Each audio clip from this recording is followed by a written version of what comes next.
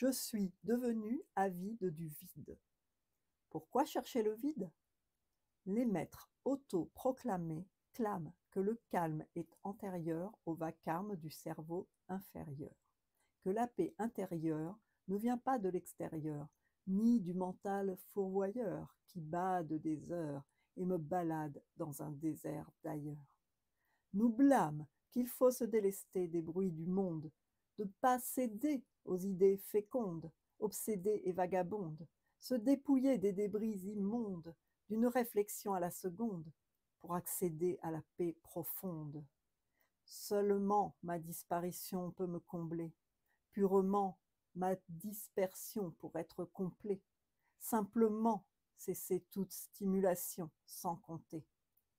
Liquider les objets de perception, liquider les pensées, les sensations, liquider le passé, l'appréciation, liquider les projets, l'appréhension, se dilapider dans l'absorption, se liquéfier dans la méditation, bazarder tout ce qui s'anime, pour bavarder au hasard des échos équanimes, sans rien garder que les abîmes sidérants et lézarder dans les abysses errants. Planer sans but, flâner sans lutte, se cramer dans la chute, radicalement sans parachute. Les guides réclament de tout déposer, de se reposer quand la digue du mental cale, acclament les pauses sans fatigue, calmant le dédale cérébral qui s'oppose à l'étal d'un océan de néant.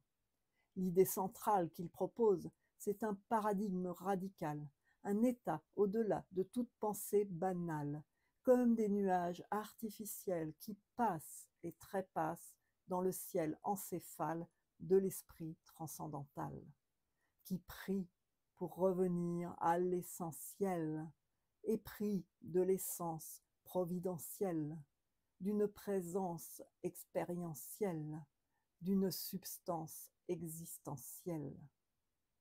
Je suis devenu avide du vide, à force de le traquer, d'observations agitées, comme je ne le trouve pas, c'est devenu vide de sens.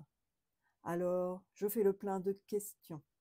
Où est-il ce vide dans lequel j'aurais tant voulu me jeter?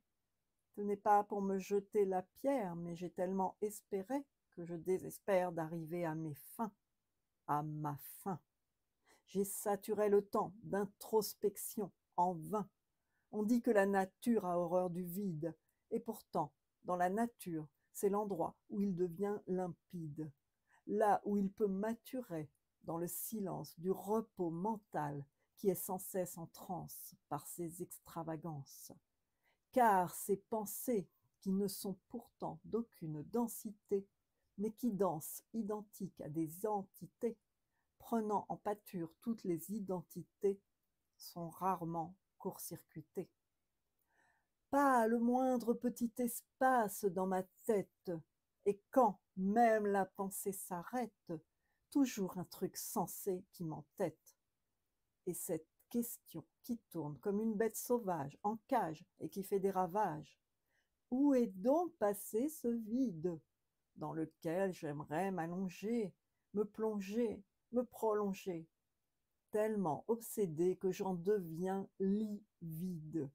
Souvent, je cherche le vide dans mon lit pendant des heures. Mais comme j'y suis bien, je me leurre qu'en ne faisant rien, le vide va me combler de son désir. Et le désir du vide crée le manque, comme un amant que l'on attend et qui nous remplit de son absence. L'inexistence de vide devient pesant, prenant tant de place, et ce faisant, en attendant la grâce, je n'ai plus le temps de me sentir vivante. Les journées à minuit passent si vides que j'ai plein de désirs qui tombent en ruine, en poussière non existante, dans la tourmente de la nuit, et je me lamente à me nuire. Je suis devenu avide du vide. À tant chercher cette évidence, j'ai fait de ma vie un billet de danse. Il ne se passe plus rien, c'est la danse du vide, et tellement un plein aérien que je ne sais plus ce à quoi tout cela tient. Plus rien à saisir, À quoi s'accrocher? Comment s'approcher du rien? Pourquoi encore chercher? Vais-je continuer ainsi à me duper, à convoiter ce qui me remplit d'une sensation pompeuse de marcher à côté de mes pompes, qui du coup sont inoccupées? L'impression de passer à côté de ma vie, qui devient stérile, cette vie de vacuité, un terrain vague, inhabité, où je me trompe de cible. Et parfois, ça semble possible, accessible, disponible.